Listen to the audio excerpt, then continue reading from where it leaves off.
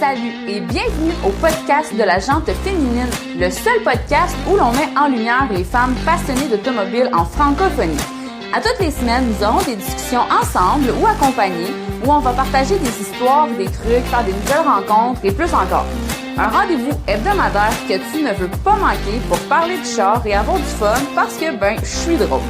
Mon nom est Amélie Castonguay-Richard et on commence ça maintenant! Hey, salut et bienvenue à l'épisode. Aujourd'hui, comme que je disais dans l'intro, j'avais le goût de faire un petit épisode pour te préparer pour l'hiver, préparer ton véhicule, surtout pour l'hiver. Je sais là, que ça tombe, je fais ça un peu dernière minute, je vais être honnête avec toi, je sais que ça tombe vraiment à fin novembre, mais still que la neige n'est pas encore tombée. Puis c'est sûr que là, si t'as pas changé tes pneus d'hiver avant, je sais pas quoi te dire, pour vrai. mais je faisais ça aussi pas juste pour les pneus d'hiver. Donc, on commence ça tout de suite. J'ai fait ça en 3 petites catégories, fait que ça va être quand même cool. Je commence avec cool. Non, ça sera pas cool parce que c'est en catégorie, mais ça va être plus facile à suivre, je devrais dire.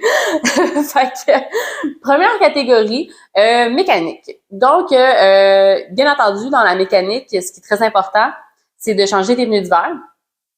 Comme on le sait, avant le 1er décembre, on met ses pneus d'hiver. Là, j'espère que t'as pas fait comme des clients dans un certain travail de choquer son rendez-vous de changement de pneus d'hiver parce qu'il faisait beau, là. Parce que si tu le fais, spoiler alert, ton rendez-vous, tu risques d'avoir de la misère à en avoir un. Mais à moins que tu fasses ça chez vous, moi personnellement je fais ça chez moi. J'ai fait ça. Là j'essaie juste de me situer dans le temps parce que je vais être honnête avec toi, là, j'enregistre cet épisode-là un peu d'avance là avant la publication. Moi je l'ai fait là, je te dirais qu'au moment où on se parle ou ce que je te parle, je l'ai fait il y a 2 semaines. Je l'ai fait à la maison. Et si jamais tu veux, écoute, là, j'ai pas fait une vidéo détaillée de comment que je fais mon changement de pneus, mais je m'étais filmé vite fait. En fait, je montre un peu les gros points quand que je change mes pneus moi-même à la maison. C'est sûr qu'il faut prendre en considération que moi, mes pneus sont déjà montés sur des rimes, là, fait que s'ils sont pas montés sur des rimes, à moins que tu aies une machine pour installer, balancer des pneus sur des roues à la maison, écoute, vas-y, rendu là, je pense pas que tu aies besoin d'une vidéo sur comment faire, mais c'est sûr qu'autrement, s'ils sont pas installés, il faut que tu aies dans un garage. Mais s'ils sont déjà installés, comme que je te dis, va peut-être voir sur mon Instagram, je l'ai posté aussi sur mon TikTok, une vidéo là où est-ce que tu me vois, comme que je dis là vite fait, installer mes pneus à la maison là. Fait que si jamais tu veux savoir vite fait comment faire, c'est pas trop compliqué en plus de ça. Si tu veux les outils là, il faut juste un impact. Sûrement ton père a ça, ton oncle ou ton frère, parce que n'importe quel vrai homme a ça à la maison. Ou sinon tu dois clairement connaître du monde qui font de la mécanique à la maison anyways là, fait que j'imagine, je veux dire c'est peut-être un jugement fait trop tôt dans notre relation, mais donc c'est ça, juste pogner un impact dans le fond avec un jack, des chandelles évidemment pour la sécurité, puis le tour est joué, on va se le dire. Alors, c'est ça, changer ses pneus d'hiver, faire son changement d'huile, encore là que tu peux très bien faire à la maison si tu es moindrement bien équipé, sinon au garage. C'est sûr que maintenant avec les nouveaux véhicules, les véhicules plus récents, avec toutes les huiles synthétiques, puis aussi le kilométrage, le millage et le temps est plus long entre les changements d'huile que les plus vieux véhicules. Moi, je fais partie encore de la génération des changements d'huile genre aux 5000 kilos, là, 6 mois, 5000 kilos, comme. Fait que moi, je me casse pas la tête, là, je fais un changement d'huile printemps-automne. Je me casse pas le bicycle. Fait que c'est ça. Par la suite aussi, idéalement, au moins une fois par année, là, peut-être pas à l'automne, mais au moins une fois par année, j'espère que tu as fait un entretien tes freins avant, sinon ça serait le temps de le faire pour s'assurer que tes pins de caliper, par exemple, puis jamment pas dans le caliper, puis que tu sois obligé de changer ton caliper avec tes pads puis tes disques, parce que quand ton caliper il est jamais, évidemment que tes breaks, tes disques et pads, ils pètent aussi. Fait que faire un entretien, sinon changer ses freins, bien entendu. Et vite fait comme ça, vérifier sa batterie, vérifier le niveau de ta batterie. C'est sûr que faut quand même, l'hiver elle s'en vient, fait qu'idéalement c'est pas de manquer de batterie pour pas manquer de chauffage. Puis aussi peut-être juste nettoyer tes bornes de batterie pour pas que tu sois pogné à le faire à moins 40 dans une tempête de neige, si t'as besoin de booster ton char par exemple. je pense que on pourrait faire ça comme ça. Donc, c'est ça. Puis, j'aimerais juste revenir vite fait sur le point des pneus. J'ai oublié de parler, je voulais en parler, là, j'ai oublié de te le dire. Les pneus d'hiver, c'est quand même, tu sais, oui, il faut faire le 1er décembre à cause de la loi, mais c'est aussi pour une sécurité, je pense qu'on va se le dire. Fait que, tu sais, t'en as peut-être déjà à la maison, mais s'il faut que tu t'emmagasines un nouveau set de pneus, je te suggère peut-être de pas minimiser l'importance d'une bonne, pas une bonne marque de pneus nécessairement, mais d'une conception qui est faite pour ta route. Donc, est-ce que c'est plus une route de ville qui est plus sur de la glace, de la slush, de l'eau, ou c'est plus une route que tu fais de campagne, tu sais, où il y a beaucoup plus de neige, puis des gros bas de neige, des choses comme ça. Fait que c'est pas minimiser ça. Puis aussi, qu'est-ce que je voulais dire aussi? Mon Dieu, j'ai comme un blanc de mémoire. Je me souviens que j'avais 2 points à dire là-dessus. Mais écoute, j'ai oublié l'autre point. Mais en tout cas, c'est pas grave, tu sais, fais juste pas. C'est quand même, c'est comme une des choses les plus importantes. Les pneus sur un véhicule, c'est ce qui littéralement te tient en sécurité sur la chaussée. Donc, c'est quand même très important des pneus. Fait que c'est pour ça que je te dis de pas négliger ça, la semelle, la marque. Écoute, la marque, tu peux y aller avec ce que tu veux là, mais juste le style de trade, dans le fond, peut-être faire plus attention à ça. Puis évidemment, pas de mettre un set de tailleur où c'est des 332 là, sur ton auto pour l'hiver, parce que ça serait con, on va se le dire. Mais donc, c'est ça, petite parenthèse pour les pneus d'hiver. C'est quand même important. Ça nous est tout déjà arrivé de se dire pas d'argent, je suis cassée, tu sais, prendre les plus cheap, les moins chers. Puis finalement, tu te retrouves sur l'autoroute, ça break en malade en avant de toi, puis t'essayes de breaker, mais ça break pas. Ton char, lui, il a décidé qu'il continuait. Je parle par expérience là en ce moment, puis en tout cas, moi, quand ça m'est arrivé, je me suis sentie conne. J'étais charme, je me suis sentie conne. Premièrement, je semi-pompais mes breaks, tu sais, comme faire l'ABS, là, manuel, là. Je semi-pompais, puis j'ai juste comme glissé, puis je suis rentrée dans le char, puis j'étais comme, aïe, c'est que je suis tarte. Fait que, des bons pneus, pour pas rentrer dans quelqu'un, idéalement, vraiment pas dans quelqu'un, ça serait vraiment en poche ou dans un autre genre. Donc, partie mécanique terminée. Je me suis dit que j'allais t'inclure une petite partie esthétique. Comme que je disais, je ne connais pas vraiment en esthétique, mais reste que je suis pas conne. Fait que, tu sais, j'ai quand même une petite notion par-ci par-là. Puis, tu sais, j'ai quand même une logique sur les épaules. Fait que, c'est ça. Je me suis dit que j'allais me permettre de faire une petite partie esthétique sans rentrer dans les détails. Donc, premier point dans l'esthétique, ça c'est sûr et certain. Un aquapelle. Je veux dire que t'aies une minoune, que t'aies pas de minoune. Je veux dire, un aquapelle, c'est pas pour le show, là, c'est comme pour toi. Je veux dire, qu'est-ce qu'il y a de pas pratique un aquapelle? Comme ça fait perler l'eau quand il mouille, t'as pas besoin de faire aller tes wipers. La neige, elle reste presque pas collée sur ton auto, à moins qu'il y ait une accumulation. La glace, mon Dieu, si la glace, il n'y a pas beaucoup de glace sur ton char, puis sinon, t'as gratte, puis elle part vraiment vite. Quoi d'autre aussi? Moi, l'aquapelle, j'en mets pas juste sur mon windshield en avant, j'en mets aussi sur mes fenêtres sur le côté, parce que mon char, il est tellement pas fait pour le Québec, il est tellement pas fait winterproof, cette envie de chier là, que quand que je fais aller mes wipers, là, tu sais, il y a de l'eau là qui tombe sur le côté. Habituellement, ici au Québec, on a genre, je sais pas comment on appelle ça là, mais genre un petite affaire de vitre là qui fait qu'il va pas dans qui va sur le toit, pas dans la fenêtre. Mais moi, il y a pas ça. Moi, il y a pas ça, c'est ma vidange. Fait que là, ça coule, toute l'eau dégueulasse, sale, genre, coule dans la fenêtre, ma fenêtre conducteur, genre. Puis l'estique de ligne d'eau, elle se ramasse direct dans mes crises de yeux. Fait que genre, après un certain temps, moi, je vois plus rien dans mon char. Je vois plus focal dans mon char. Les angles morts dans le cul, câlisse. Genre, il y en a pas, j'en vois pas. Même si je voulais les faire, je vois focal. Fait que c'est méga dangereux. Fait que c'est pour ça que j'en mets tout ça pour dire. C'est pour ça que j'en mets sur mes fenêtres de côté pour justement faire en sorte que l'eau elle perd le plus possible, qu'elle reste pas, tu sais, elle sèche pas sur ma fenêtre de conducteur. Fait que bref, si jamais ça arrive à d'autres personnes, un petit truc comme ça. Fait que c'est ça, aquapelle. Après ça, un anti-rouille. À moins que tu aies fait, mettons, un anti-rouille, tu sais, comme des anti-rouilles à vie, là, que tu fais juste une fois sur l'auto. Peut-être la faire vérifier que il n'y a pas de touch-up à faire, si on peut dire. Sinon, un anti-rouille annuel aussi, tu sais, surtout au Québec. Surtout si c'est un char que t'aimes. Je veux dire, moi, un anti-rouille, je le ferais pas sur mon Malibu 2003 parce que je veux dire, comme il est correct, là, il est chill, il me fait du point A au point B sans problème, mais j'ai pas une appartenance avec ce véhicule-là. Donc, j'ai pas dans l'idée de le garder très longtemps. Fait que, tu sais, si c'est un véhicule si c'est ton véhicule, tu l'aimes beaucoup, puis tu veux le garder longtemps, sérieux, on fait un anti-rouille. Je comprends, par exemple, d'essayer de trouver un anti-rouille qui va pas couler sur l'auto parce que c'est vrai que c'est deg as fuck. Mais, tu sais, c'est soit ça ou c'est soit genre que ton char il rouille puis que ça part pas. Fait que, en tout cas, on choisit nos batailles, je trouve, chacun son point, mais moi perso, je recommande une anti-rouille. Et dernier point pour l'esthétique aussi, j'ai appris les cires de style nano-céramique.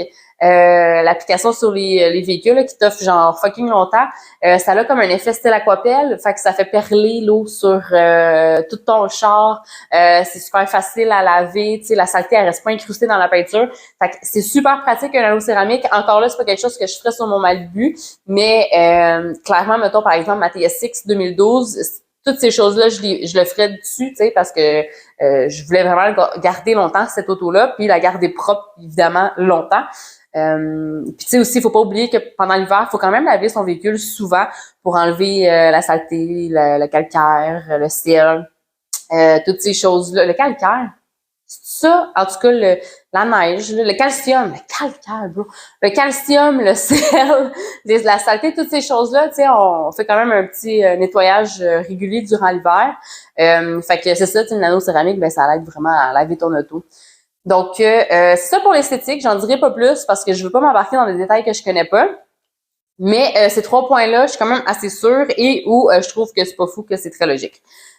Puis, dernier point que je voulais apporter aussi dans cette vidéo-là, avant que la neige elle arrive et que les températures descendent beaucoup, de se prémunir, en tout cas, de mettre dans son véhicule certains éléments qui sont quand même une sécurité, comme une sûreté de vie, là, si on peut dire. Fait que, premièrement, à garder dans ton auto, surtout si tu as un véhicule droppé, que tu conduis l'hiver, c'est correct, mais mets-toi une pelle portative. Techniquement, si tu as un char droppé, je pense que tu as déjà une petite pelle dans ton char en hiver. Sinon, je te confirme fortement, je te conseille fortement d'en mettre une. Puis même si ton char n'est pas droppé, je vais te dire une petite pelle, là, ça l'aide toujours. Par la suite, qu'est-ce que je te conseille? De mettre au moins 1 ou 2 bidons de lave-glace dans ton auto. Parce que, je dis ça parce que moi, personnellement, à chaque hiver, je me retrouve à un moment de ma vie où est-ce que j'oublie de faire les refills de bidons de lave-glace dans mon char. Donc là, j'en ai plus. Et là, arrive un moment où est-ce que je suis sur l'autoroute. Mon windshield, il est dégueulasse. J'ai plus de lave-glace. Puis, je vois rien. Tu sais, comme quand je parlais tantôt de mes vides conducteurs, là, ben là, je vois rien en avant, puis je vois rien en avant, puis j'ai 2 options. Soit que je rentre dans quelqu'un, soit que je m'accote sur l'accotement, genre pour mettre de la neige sur mon windshield pour nettoyer un peu. Idéalement, je sais que ni une ni l'autre arrive. J'essaie de spotter un dépanneur, une sortie quand même rapidement avant que ça arrive. Mais ça m'est déjà arrivé de malheureusement devoir me mettre sur l'accotement puis mettre de la neige sur mon windshield. Puis je peux te confirmer que c'est pas un feeling de fierté faire ça. Fait que je te recommande fortement de mettre 2 bidons de lave-glace. Et de mon côté, moi, je vais travailler fort encore à m'assurer d'avoir toujours un bidon de lave-glace dans mon auto pour cet hiver. Donc, ça. Par la suite, je te conseille aussi, c'est niaiseux, mais d'avoir un set de mitaines, une paire de gants dans ton char. C'est super pratique si jamais t'as déneigé, genre t'as les gants, les mains tout mouillées, ou si t'es en panne puis il fait frais, tu sais, une petite paire de... En tout cas, moi, personnellement, je l'ai déjà vécu, d'avoir les mains congelées comme il y avait full de glace, puis j'ai essayé d'enlever ça avec la neige. Les mains, ils étaient genre frigorifiés. Mon Dieu, hey, c'est un mot ben trop compliqué pour moi, matin. Mes mains, ils étaient frigorifiés, pour vrai. Puis mon petit set de paire de gants, genre dans le char, il m'a vraiment sauvé la vie. Là, j'étais sur le chauffage. Pour ceux qui m'écoutent vraiment juste en audio, j'étais en train de mimer moi qui avait les mains sur les docks de chauffage puis qui essayait de gérer sa vie de fille congelée. Donc une deuxième paire de gants. Dans ton auto, aussi encore là, on va parler si tu restes je sais pas, tu tombes en panne, la batterie elle part plus ou peu importe, une veste ou une bonne couverture dans ton auto, c'est sûr que c'est toujours pratique pour rester au chaud. Puis en plus de ça, l'été pour, mettons, le cinépark, genre, fait que c'est vraiment pratique tout le temps. Mais c'est ça, tu sais, je te conseille ça parce que je sais pas si tu as déjà entendu parler d'histoire d'une fille, c'est arrivé au Québec, là.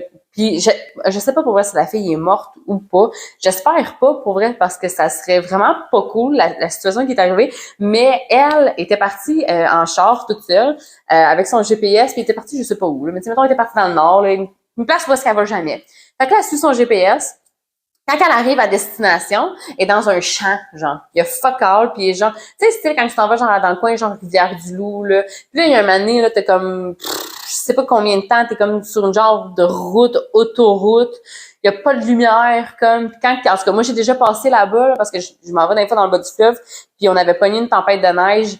Yo, il y a pas de lumière. Il y a pas de déneigeuse non plus, hein, soit dit en passant qui passe là de la nuit, genre. Il y a pas de lampadaire. La seule chose que je voyais, qu'on voyait, moi, puis avec la personne que j'étais, c'était pas grand-chose. C'était genre deux sets, je veux dire, deux rangées de sapins de chaque bord de l'autoroute, que c'est juste noir. Tu vois en avant de toi, c'est juste blanc. Sont où, et où l'accotement? Où est-ce que tu t'en vas pour rentrer dans le champ? Où fucking knows? Stick, man, tu vas le savoir quand ça fait bang, puis ça l'arrête de bouger. Puis quand on regardait en avant, là, si tu te concentrais à regarder juste les flocons de neige, on dirait que t'étais genre dans l'espace, man, puis t'étais dans une fusée, puis ça allait vraiment trop vite. Fait en tout cas, tout ça pour dire comme crissement pas nice. Fait que mettons qu'on serait tombé en panne, j'aurais vraiment voulu, mettons comme en panne, je parle genre on aurait renfoncé dans un arbre. Clairement, j'aurais voulu avoir une veste, une couverture. Mais bref, pour revenir à l'histoire, la madame, c'est ça, elle a suivi son GPS, puis après ça, ça dit que t'es arrivé, puis elle est genre, bro, je suis arrivée de nulle part, je suis dans un fucking champ, il y a personne en avant de moi à genre 15-20 minutes, il y a personne en arrière à genre 15-20 minutes, puis je pense que la madame a manqué de gaz, comme. Fait que, elle a comme été pognée là, je pense que son réseau il était comme pas super bon, fait qu'en tout cas, comme resté vraiment pognée là, puis c'est pour ça que je dis, je suis pas sûre que c'est décédé, parce que, tu sais, mettons, je me souviens de l'histoire, puis c'est comme vraiment des circonstances, genre vraiment les plus comme les bad luck après bad luck, genre que la fille, comme clairement, t'es genre, bro, man, je vais genre me faire un igloo. Fait que c'est ça pour dire une couverture. Si jamais ça t'arrive que ton GPS t'emmène à quelque part puis que t'es dans le champ, une couverture. Et aussi, pendant qu'on est là, si jamais justement tu te promènes avec ton GPS, peut-être juste s'assurer sur Google View, sur Street View, que le point où est-ce que ça t'emmène, il y a des maisons et non des champs, par exemple. Tu sais, pour vraiment te rendre à la bonne destination. Donc, la veste. Et dernier point, c'est des câbles à booster ou un booster pack aussi, tu sais, parce que des câbles à booster, c'est seulement pratique si tu trouves quelqu'un d'autre, tandis qu'un booster pack, c'est pratique même si t'es toute seule. La seule chose avec le booster pack, c'est sûr que il faut pas oublier de le recharger une fois de temps en temps parce qu'il perd sa charge. Puis après ça, de pas oublier de le remettre dans ton char. Donc, tu sais, ça, c'est juste ça. Je sais par exemple que maintenant, écoute, en fait, je sais pas si c'est tous les véhicules électriques par exemple, mais moi quand j'étais chez Mitsubishi, ils recommandaient vraiment pas de booster le véhicule sur les véhicules électriques parce que ça pouvait vraiment plus endommager genre la grosse batterie, si on peut dire, la grosse batterie qui fournit l'auto au complet. Fait que tu sais, il suggérait vraiment genre d'appeler un wing puis d'aller recharger à une borne de recharge, par exemple, pour les voitures électriques. Mais je sais pas si c'est pour toutes les marques, les modèles, mais je trouve que ça fait du sens, par exemple. Puis tu sais aussi, écoute, je sais pas trop, mais j'ai comme l'impression que les véhicules qui sont plus récents, il y a tellement de technologie, tellement d'électronique, tu sais, que je sais pas si booster char, ça pourrait fucker des choses. C'est sûr que il faut prendre en considération quand on booste son véhicule. Si on le fait avec des câbles à booster, c'est pas vrai que les deux véhicules doivent, que le véhicule doit être allumé, celui qui donne l'énergie doit être en marche pour transférer l'énergie. Ça, c'est juste pire. En fait, tu vas peut-être plus brûler l'ordinateur de ton ordi en faisant ça ou tu sais, vraiment des choses comme ça. Fait que vraiment, les deux véhicules sont supposés d'être éteints. Et aussi, si tu veux booster ton char, autant avec le booster pack ou avec des câbles à booster, va juste confirmer sur Google parce que même moi, je m'en souviens jamais, mais faut que tu mettes genre soit le négatif ou le positif en premier et l'autre après ça en deuxième. Et il y a vraiment un ordre qui est très important à faire parce que si tu l'inverses, tu vas sauter la batterie. Fait que tu seras comme vraiment pas plus avancé. Alors, j'aurais dû le googler avant d'enregistrer ma vidéo, mais je pensais pas me rendre jusqu'à ce point-là pour booster un char, mais puis tu sais, moi je vais être honnête avec toi, là, même moi encore, je l'oublie tout le temps. C'est soit que je vais demander genre à mon chum ou genre je vais le googler comme que je dis, parce que comme que je dis, c'est vraiment vraiment important de s'assurer d'avoir la bonne étape, si on peut dire. Puis c'est quelque chose de très important, moi je l'oublie tout le temps. Fait que c'est ça, mais moi je te le dis, fais vraiment attention si tu veux booster ton char. Fait que, écoute, je pense que ça va faire un wrap-up de mon épisode. Pas trop longue. C'était pas le but non plus d'étirer ça pendant très longtemps aujourd'hui. C'est vraiment plus quelque chose d'informatif parce que, comme que je dis, là, l'hiver, elle s'en vient vraiment rapidement. Puis, je crois que c'est important de faire un petit rappel parce que moi, des fois, ça m'arrive puis que je suis comme... Chris, j'ai oublié, par exemple, mon bidon de lave-glace. Comme, Chris, j'ai oublié de me mettre un bidon de lave-glace dans mon char, genre, pour l'hiver qui s'en vient. Oui, ou mon petit set de gants. Des fois, ça m'arrive. Un moment donné, ça m'est arrivé aussi, j'avais oublié de mettre mon balai à neige. Hey, j'ai oublié de dire un balai à neige dans ton char. C'est parce que, allô, c'est important, un balai à neige. Ben, c'est quel? Un balai à neige, puis aussi, comme là, on revient. Le balai à neige, avec, bien sûr, un grattoir à glace. Puis, si t'es soucieuse de ton véhicule, de sa peinture, comme un balai mais en mousse en neige, là, en genre de feutre, parce que les balais avec les brosses, dans le fond, ben, tu sais, ça l'abîme la peinture à long terme. Fait que vraiment, la mousse, c'est l'idéal. Puis je trouve que ça, moi personnellement, je trouve que ça va mieux. Mais c'est ça. Donc, ouais, super important. Mon Dieu, je suis en train d'oublier ça. Balai à neige en mousse avec un grattoir. Ça, c'est sûr et certain. J'ai oublié d'autres choses? Non, je pense qu'on est correct, là. Fait que c'est ça. Ah, puis aussi, pour vrai, tant qu'à être dans les ajouts, fais juste checker si toi, t'as un spare kit, là. Fais juste assurer, mettons, que ton pneu il est assez gonflé puis qu'il y a rien de jamais dans la rouille. Juste au cas où, que si ça t'arrive une crevaison sur le bord de la route puis que tu veux, t'es débrouillard, t'es capable de le faire toi-même. C'est juste que si c'est jamais dans la rouille ou ben, que ça fonctionne pas, ben même si c'est bien débrouillard, ça marchera pas plus. Fait que peut-être juste assurer de ça. Puis, donc, c'est ça. C'est vraiment la fin de l'épisode. Seigneur, je suis désolée. Mais donc, c'est ça. Tout ce que j'étais en train de dire, je le sais plus trop. Mais bref, vraiment plus informatif pour se préparer pour l'hiver. C'est important parce que c'est comme que je disais, moi, ça m'arrive toujours que j'oublie des points. Fait que, tu sais, comme premièrement, la liste, je l'ai un peu faite pour moi, genre, ah mais oublie pas ça. Puis je me suis dit comme tant qu'à faire, ben je vais en faire une plus exhaustive pour les filles aussi, puis les filles qui aimeraient aussi leur véhicule tant qu'à en parler, tu sais, qui aimeraient faire attention, je veux dire, à leur véhicule.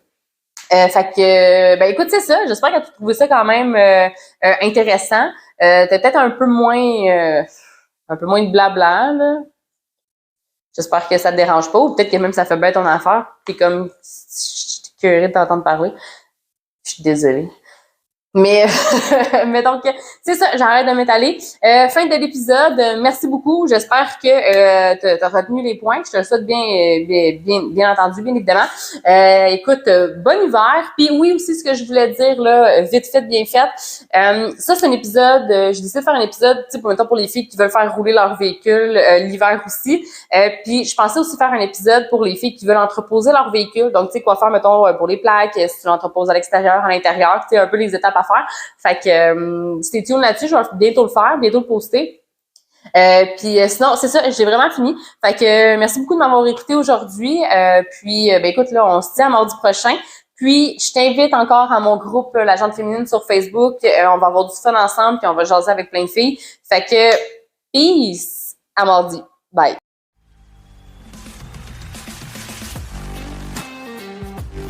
Hey, c'est encore moi. Sache que mon but avec ce podcast est de créer un projet commun où l'on se met en lumière une passionnée à la fois.